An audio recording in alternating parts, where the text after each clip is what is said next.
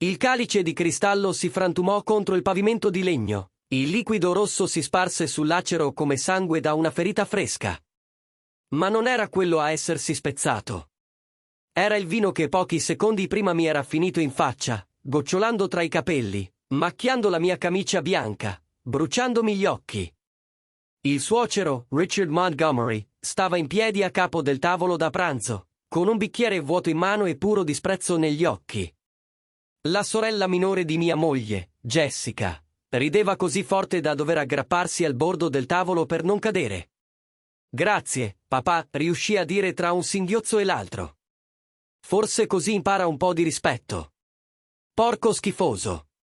Sentii le mani stringere la sedia sotto di me. L'intera famiglia Montgomery stava guardando.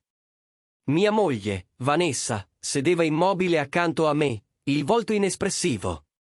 Sua madre, Patricia, si copriva la bocca con la mano, ma non riuscivo a capire se fosse per lo sciocco o per un divertimento trattenuto. Suo fratello Tyler fissava il piatto come se volesse sparire. E Richard, lui era ancora lì, in piedi, il petto gonfio come se avesse appena compiuto un gesto eroico. Mi alzai lentamente. La stanza si fece silenziosa, a eccezione delle risate di Jessica che si affievolivano. Tirai fuori il telefono dalla tasca. Le dita erano ferme nonostante la rabbia che mi scorreva nelle vene. Scorsi un contatto che non avrei mai pensato di usare a una cena di famiglia e premetti chiama. Davis, dissi appena la linea si collegò. È il momento. Esegui tutto quello di cui abbiamo parlato. Riagganciai. Ora la stanza era completamente muta. Persino Jessica aveva smesso di ridere. Non avevano idea di chi stessero affrontando. Non sapevano cosa avessi costruito, cosa controllassi, né cosa stavo per portare via loro. Ma stavano per scoprirlo. Mi chiamo Connor Harrison. Ho 42 anni e, fino a quella cena di Capodanno, la maggior parte delle persone mi avrebbe descritto come un uomo tranquillo e riservato che lavora nella finanza. Quello che non sapevano è che tranquillo non significa debole e riservato non vuol dire senza potere. Negli ultimi 15 anni avevo costruito qualcosa di più grande di quanto la famiglia Montgomery potesse comprendere, e negli ultimi 6 mesi mi ero preparato per questo preciso momento. Se questa storia ti sta piacendo e vuoi sapere come va a finire, assicurati di premere subito il pulsante per iscriverti. Lascia un commento qui sotto dicendo cosa avresti fatto tu in questa situazione. E schiaccia il pulsante mi piace perché questa storia sta per diventare davvero pazzesca. Fidati, non vorrai perderti quello che succederà dopo.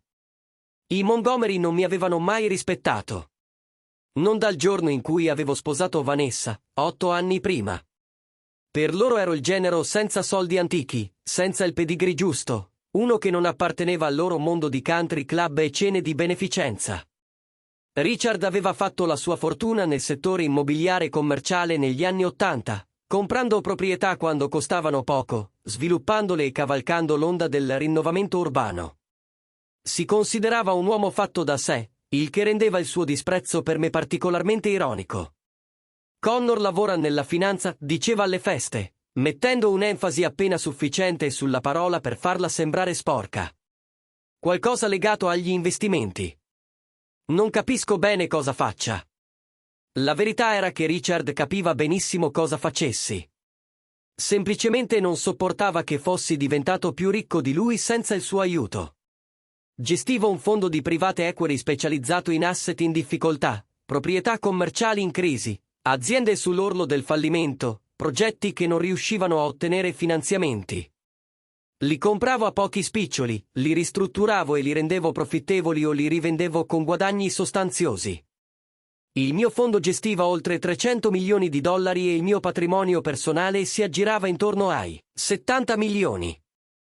Ma i Montgomery non sapevano nulla di tutto questo. Per loro ero solo Connor, il tipo tranquillo che annuiva educatamente alle storie di Richard e non replicava mai quando criticava le mie scelte di carriera. Vanessa lo sapeva, ovviamente. Aveva visto gli estratti conto, firmato le dichiarazioni fiscali, ma non aveva mai corretto le supposizioni della sua famiglia sul mio successo. Quello avrebbe dovuto essere il primo segnale d'allarme. Il problema era iniziato in piccolo. Richard faceva battute sui miei vestiti durante le riunioni di famiglia. Connor, hai comprato quel completo al grande magazzino. Tyler parlava del suo studio legale in modo da far sembrare il mio lavoro meno legittimo. Patricia chiedeva quando avremmo comprato una casa più grande, come se la nostra coloniale con 4 camere non fosse sufficiente. E Jessica era la peggiore di tutti. Aveva sposato un gestore di hedge fund di nome Bradley Cortland, che si vantava di discutere la sua struttura di bonus a ogni cena di famiglia.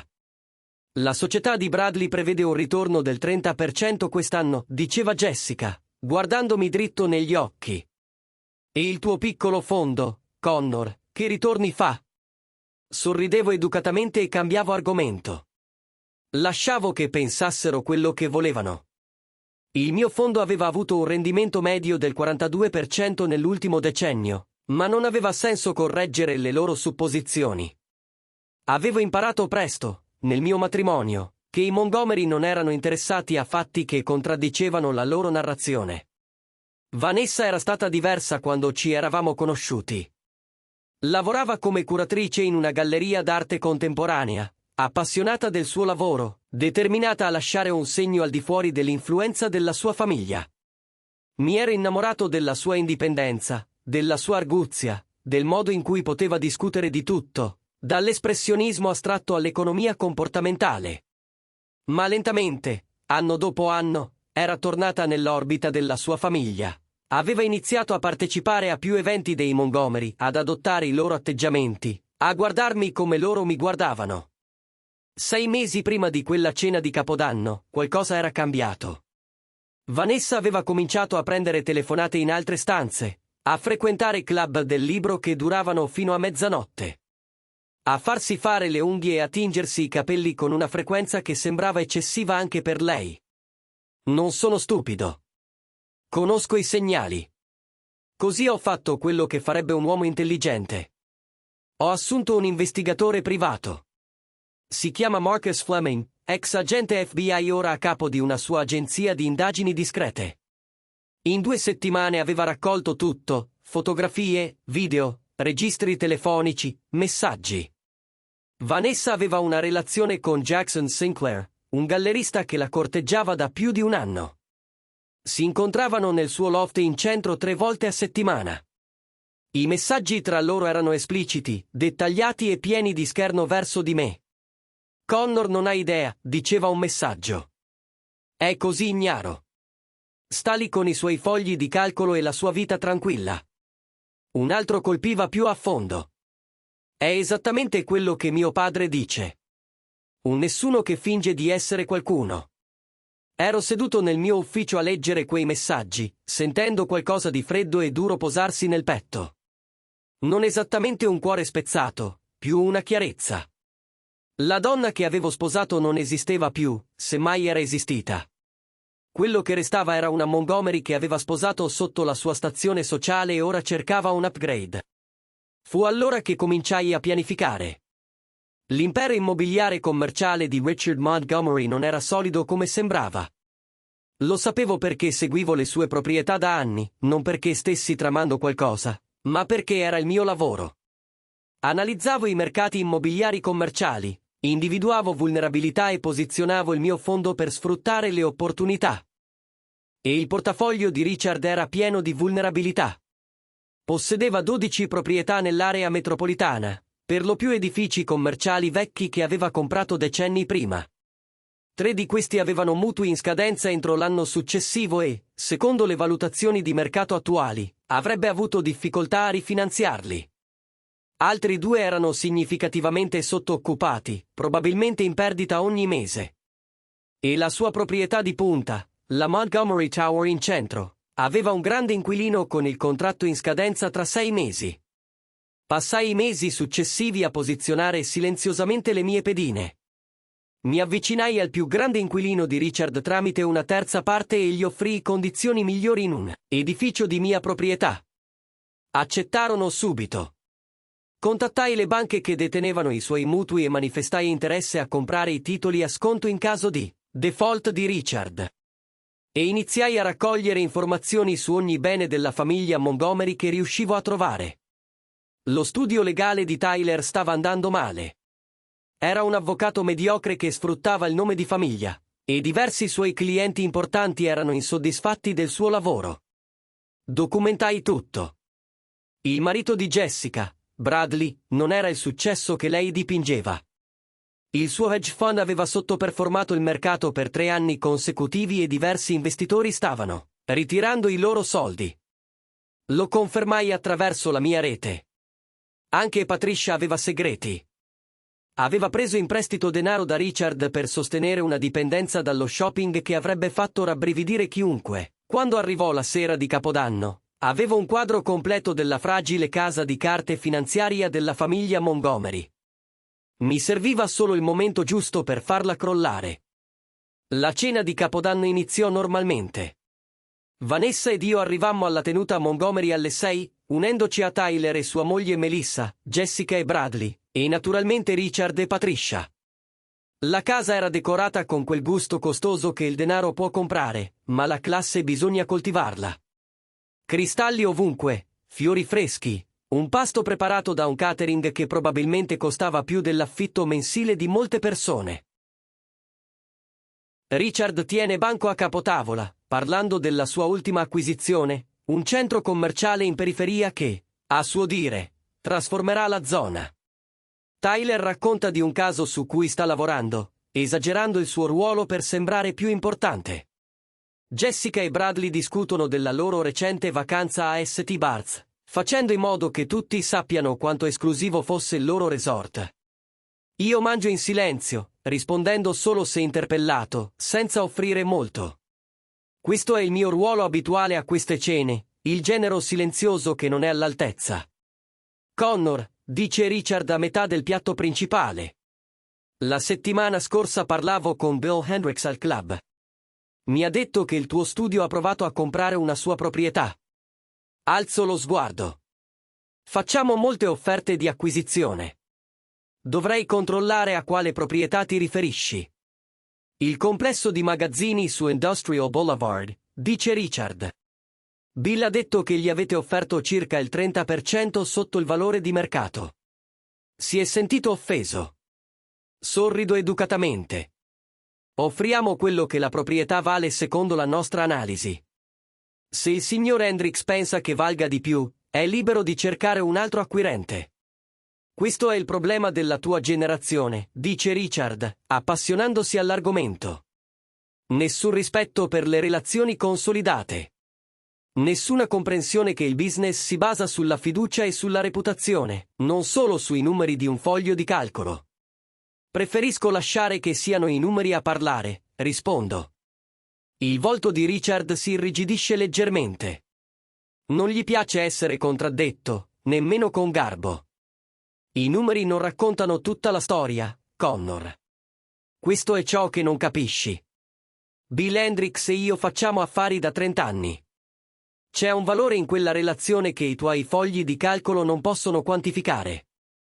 Avrei potuto dirgli che Bill Hendricks è in ritardo di 3 mesi con i pagamenti del mutuo e probabilmente sarà costretto a vendere entro l'anno, probabilmente a me, e a un prezzo ancora più basso di quello che avevo offerto.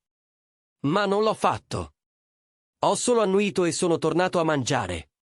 È allora che interviene Jessica.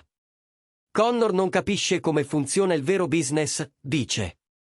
Bradley dice che i fondi di investimento come il suo sono solo avvoltoi che spolpano carcasse. Bradley si agita a disagio. Non aveva mai detto nulla del genere, almeno non in mia presenza. Ma a Jessica piaceva mettere parole in bocca a lui per apparire migliore. I fondi di investimento svolgono una funzione importante nel mercato, dico con calma. Forniamo liquidità e capitale alle imprese che ne hanno bisogno. Voi fornite sfruttamento, dice Jessica, incoraggiata dal vino che ha bevuto. Comprate a poco da persone disperate e rivendete per profitto. Non è business. È furto. Sento la mano di Vanessa sul mio braccio, un avvertimento a lasciar perdere. La guardo, vedo quell'espressione familiare che significa non fare onde. Non mettere in imbarazzo la famiglia. Mi chiedo se Jackson Sinclair abbia mai avuto quello sguardo, o se lo riservi solo a me. Penso che dovremmo cambiare argomento, dice Vanessa a bassa voce. Ma Richard non ha finito. No, parliamo di questo, dice. Voglio capire la filosofia di business di Connor. Aiutami a capire come comprare proprietà in difficoltà a prezzi da svendita non sia altro che approfittarsi delle sfortune altrui. Poso la forchetta con cura. Preferiresti che quelle proprietà restassero vuote? Preferiresti che quelle aziende dichiarassero fallimento e licenziassero tutti i dipendenti? Perché questa è l'alternativa. Io compro asset in crisi e li trasformo in qualcosa di produttivo. Salvo posti di lavoro. Creo valore dove non c'era. Tu crei valore per te stesso, ribatte Richard. Non vestirlo da carità. Non ho mai detto che fosse carità, rispondo. È business, e questo è più di quanto possa dire chi si ostina a tenere proprietà che perdono soldi ogni mese solo perché è troppo orgoglioso per ammettere che il mercato è cambiato. La stanza si fa molto silenziosa. Ho superato un limite insinuando che il business di Richard non sia così brillante come sostiene. Tyler fissa il piatto. Jessica ha gli occhi spalancati dallo shock. Patricia sembra voler sprofondare sotto il tavolo. Richard si alza lentamente. Il suo volto è rosso come carne cruda. Come osi, dice, la voce tremante per la rabbia. Come osi venire a casa mia e insultarmi? Non ti sto insultando, dico restando seduto. Sto affermando un fatto. Il mercato immobiliare commerciale sta cambiando. I metodi che funzionavano negli anni '80 non funzionano più. Devi adattarti o resterai indietro. Fuori, dice Richard. Fuori da casa mia. È allora che Vanessa fa la sua scelta. Invece di difendermi o cercare di calmare la situazione, si volta verso di me con occhi freddi e dice: Connor, forse dovremmo andare via. Non forse lui sta esagerando. Non forse dovreste calmare entrambi. Solo forse dovremmo andare via. Come se fossi io il problema. Qualcosa dentro di me si cristallizza in quel momento. Mi alzo, ma non vado verso la porta. Cammino verso Richard. Lui afferra il bicchiere di vino davanti a sé e, prima che io possa dire una parola, mi getta il contenuto in faccia. Il vino rosso mi colpisce come uno schiaffo, freddo e scioccante. Mi entra negli occhi, nel naso, mi bagna la camicia. Jessica scoppia a ridere subito. Quella risata crudele e compiaciuta che dice: finalmente qualcuno gli ha messo in riga.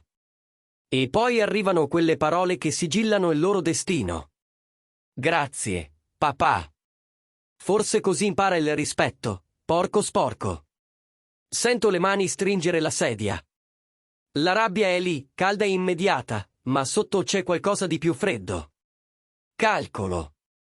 Avevo pianificato tutto da mesi, aspettando il momento giusto. Me l'hanno appena consegnato. Estraggo il telefono e faccio la chiamata. Davis, dico, è il momento. Esegui tutto quello di cui abbiamo parlato. Malcolm Davis è il mio avvocato, uno dei migliori esperti di contenziosi finanziari dello Stato. Stavamo preparando questo momento da 3 mesi, da quando ho deciso che il mio matrimonio era finito e il trattamento della famiglia Montgomery nei miei confronti era passato dalla maleducazione all'ostilità attiva. Connor, cosa sta succedendo? Chiede Vanessa mentre riattacco. C'è incertezza nella sua voce, forse la prima crepa nella sua corazza Montgomery. Ho finito, dico semplicemente. Ho finito di essere trattato come spazzatura da questa famiglia. Ho finito di essere deriso e sminuito, e ho finito con te. Di cosa stai parlando? Chiede Richard. Chi hai appena chiamato? Il mio avvocato, rispondo. Da questo momento deposito la richiesta di divorzio. Vanessa riceverà i documenti domattina. Sto anche facendo causa civile a te, Richard, per aggressione. Quel vino che hai gettato non è stato solo offensivo. È aggressione documentata da video. Estraggo il telefono e mostro lo schermo. Stavo registrando da quando mi sono alzato, catturando tutto, incluso il lancio del vino. Non puoi farlo, balbetta Jessica. È illegale. In realtà, in questo stato posso registrare qualsiasi cosa voglia in una residenza privata se sono parte della conversazione. La legge è molto chiara. Finalmente parla Tyler O'Connor, calmiamoci e parliamo razionalmente. Sto parlando razionalmente, dico, probabilmente per la prima volta in 8 anni. Davis sta anche presentando istanze per congelare tutti i beni coniugali in attesa del divorzio e sta avviando procedure di pignoramento su 3 delle tue proprietà, Richard. Il volto di Richard passa dal rosso al bianco. Di cosa stai parlando? Non possiedi nessuna delle mie proprietà. No, ma io possiedo le note ipotecarie, dico. Le ho comprate dalle tue banche 3 mesi fa. Sei in ritardo di 60 giorni su 2 di esse e di 30 sul terzo. Avrei potuto collaborare con te, ma non più. Chiamo subito il saldo delle note. La stanza esplode in un brusio. Tutti parlano insieme, ma io non ho finito. Tyler, il tuo studio sta per perdere il conto Hendrix. Ho comprato la proprietà di Bill Hendrix ieri, e lui ha chiesto che un altro studio gestisca la transazione. Dato il recente rendimento del tuo studio, sospetto che sposterà tutti i suoi affari altrove. Il volto di Tyler si fa pallido.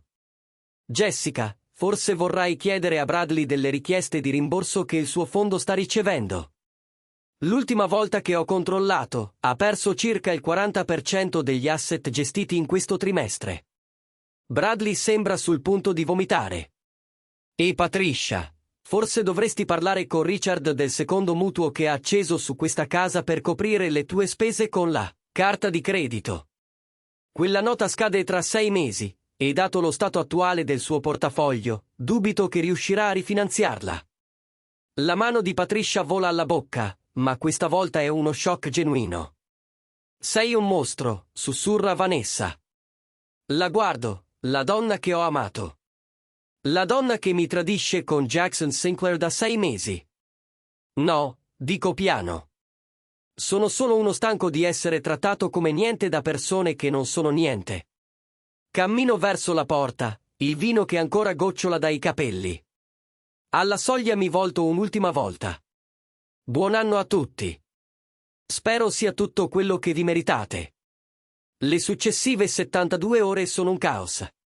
Davis lavora più velocemente di quanto avessi immaginato, depositando tutte le istanze necessarie e notificando i documenti a chi serviva.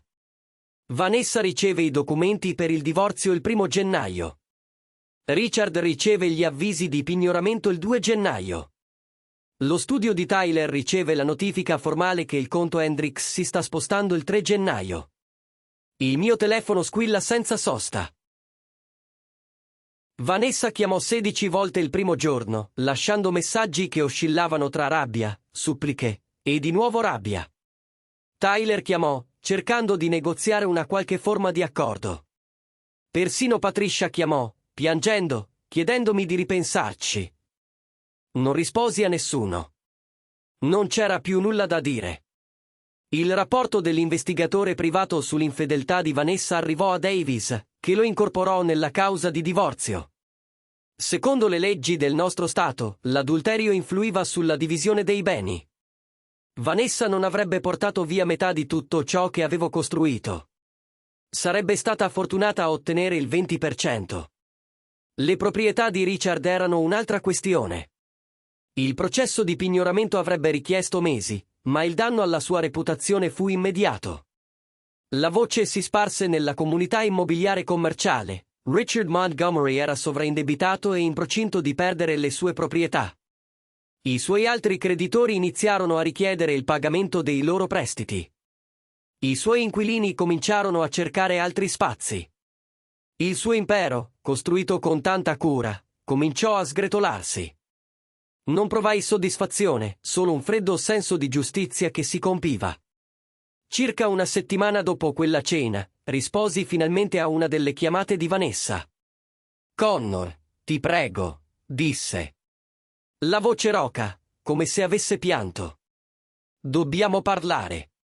Non c'è nulla di cui parlare, risposi. Stai distruggendo la mia famiglia. No, Vanessa, sto solo facendo rendere conto alla tua famiglia di anni in cui mi hanno trattato come spazzatura. C'è una differenza. Mio padre ha commesso un errore. Era ubriaco. Non lo ha fatto apposta. Tuo padre ha fatto errori per 8 anni, dissi. Ogni commento sarcastico, ogni gesto sprezzante.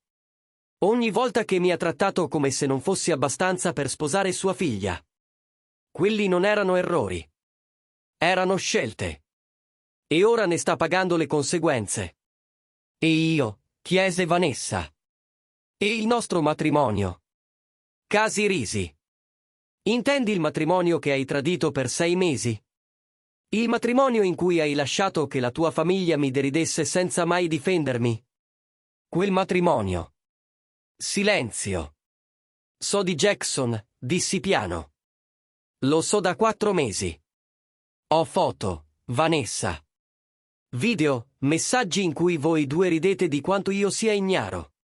Quindi, per favore, non parlarmi del nostro matrimonio come se significasse qualcosa per te. Connor, mi dispiace. Ho sbagliato. Ero confusa. Jackson non significa nulla. Forse no, concordai. Ma questo lo rende ancora peggio. Hai buttato via il nostro matrimonio per qualcuno che non ti importa nemmeno. Possiamo riprovarci? Chiese Vanessa. Possiamo andare in terapia o qualcosa del genere? No, dissi, perché non si tratta di Jackson. Si tratta di chi sei diventata. O forse di chi sei sempre stata. Hai lasciato che la tua famiglia mi trattasse come spazzatura perché, in fondo, eri d'accordo con loro. Pensavi che non fossi abbastanza. E quando è arrivato qualcuno che sembrava più interessante, ci sei saltata sopra. Non è vero. Allora perché non mi hai difeso? Chiesi.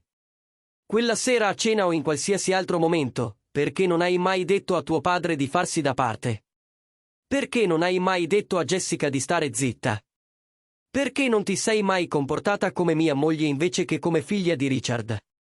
Non ebbe risposta. Il divorzio procede. Davis ti contatterà per l'accordo, dissi.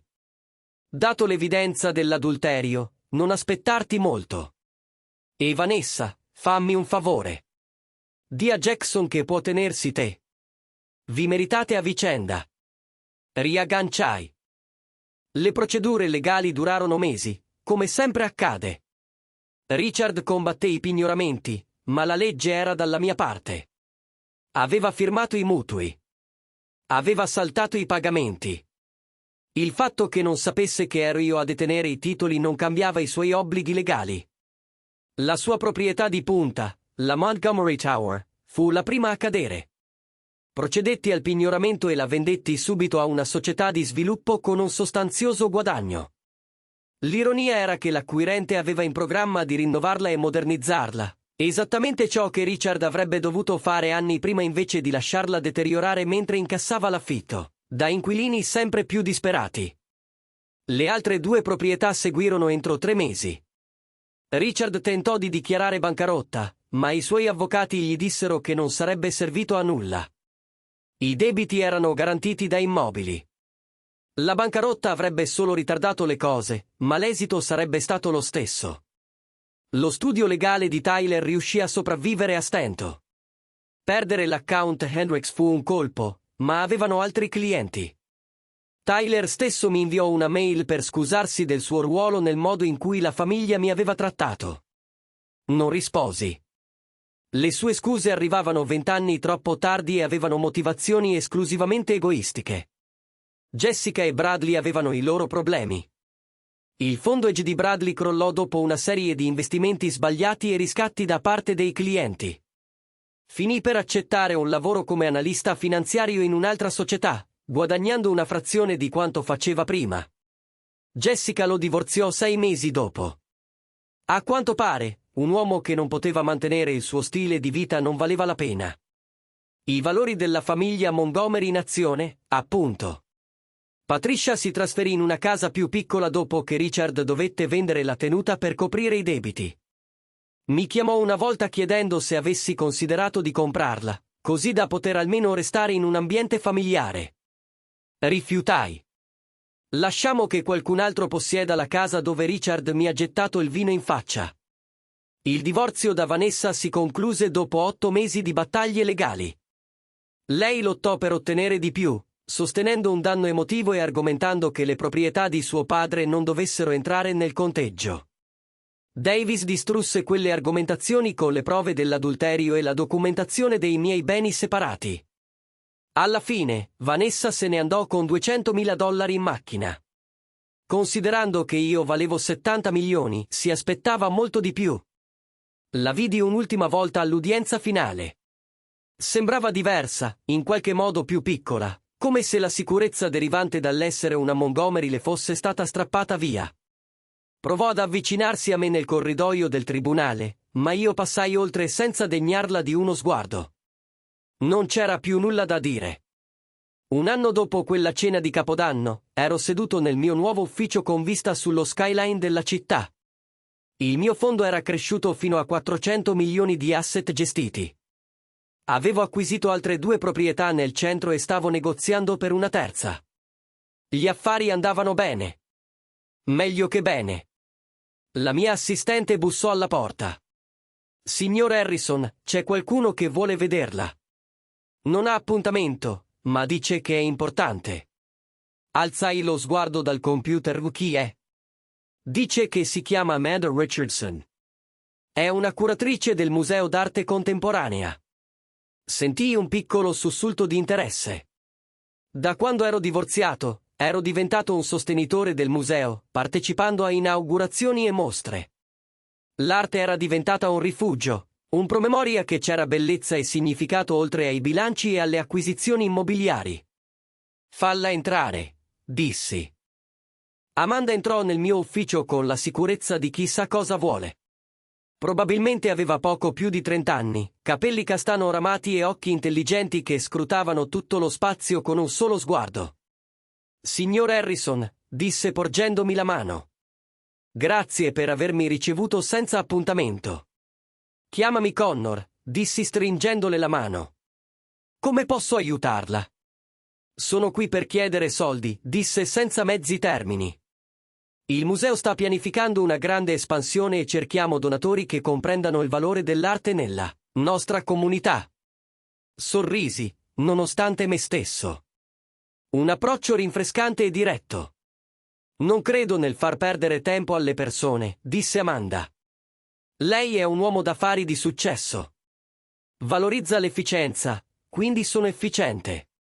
Parlammo per un'ora dei piani del museo, dell'arte contemporanea, del ruolo della cultura nello sviluppo urbano. Amanda era brillante, appassionata e completamente indifferente alla mia ricchezza o al mio successo. Le importava dell'arte, del museo, di creare qualcosa di significativo per la comunità. Quando se ne andò, avevo già deciso di donare $5 milioni al progetto di espansione. Le chiesi anche di cena. Lei accettò. La famiglia Montgomery svanì nei ricordi nell'anno successivo. Sentii da varie fonti che Richard aveva accettato un lavoro in una società di gestione immobiliare, praticamente lavorando per qualcun altro dopo decenni da padrone di se stesso. Tyler continuava a fare l'avvocato, sempre mediocre. Jessica si era risposata, questa volta con un uomo che lavorava nelle assicurazioni.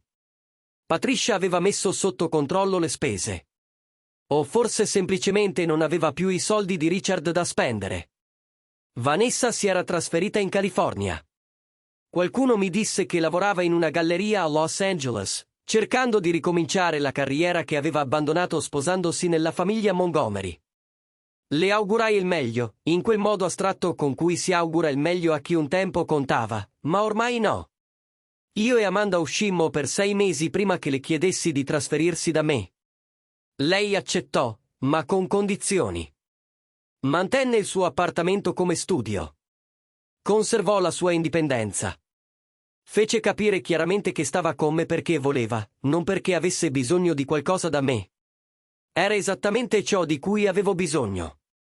La notte di Capodanno, esattamente 2 anni dopo che Richard mi aveva gettato il vino in faccia, Amanda e io organizzammo una cena nel mio attico. La lista degli invitati comprendeva Davis e sua moglie, Marcus Fleming e il suo partner, diversi colleghi del mio fondo e alcuni amici di Amanda dal mondo dell'arte. A mezzanotte, mentre lo champagne scorreva e tutti festeggiavano, Amanda mi prese da parte sul balcone. «Sai cosa amo di te?» chiese. «Il mio aspetto devastante e il mio fascino», suggerii. Lei rise. «No». «Beh, sì, ma non era quello che volevo dire. Amo che tu conosca il tuo valore. Non hai bisogno di nessuno che ti convalidi. Non hai bisogno che qualcuno ti dica che sei di successo, intelligente o prezioso. Semplicemente lo sei». L'ho stretta a me, guardando le luci della città che si stendevano sotto di noi. Ho dovuto impararlo a mie spese. «Le lezioni migliori lo sono di solito», disse Amanda. Siamo rimasti lì, nell'aria fredda di gennaio, ad ascoltare i suoni della festa dentro casa, e ho capito qualcosa di importante. La famiglia Montgomery pensava di insegnarmi una lezione trattandomi come se non fossi abbastanza. Quello che in realtà mi avevano insegnato era che essere abbastanza per le persone sbagliate non significa nulla. Avevo costruito il mio successo alle mie condizioni. Avevo lasciato andare chi non mi apprezzava. E avevo trovato qualcuno che mi amava, non nonostante chi ero, ma proprio per quello che ero. Quel vino in faccia era stato il richiamo di cui avevo bisogno.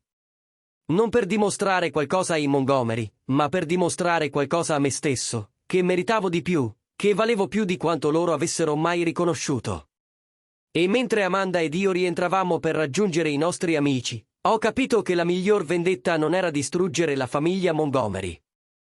La miglior vendetta era costruire una vita così bella che loro non avrebbero potuto toccarla, anche se ci avessero provato. Richard Montgomery mi aveva gettato il vino in faccia, pensando di mettermi al mio posto. Quello che in realtà aveva fatto era liberarmi. E per questo, suppongo, dovrei ringraziarlo. Se questa storia ti ha colpito, se ti ha fatto riflettere sull'importanza di difendere te stesso o di conoscere il tuo valore, voglio sentire la tua voce nei commenti. Hai mai vissuto un momento in cui il disprezzo di qualcuno ti ha spinto verso qualcosa di migliore? Racconta la tua storia qui sotto. E se hai trovato valore in questo video, non dimenticare di mettere like e iscriverti per altre storie vere di persone comuni che trovano una forza straordinaria. Fino alla prossima volta. Ricorda che a volte le persone che ti trattano peggio ti insegnano le lezioni migliori su chi sei e su ciò che meriti.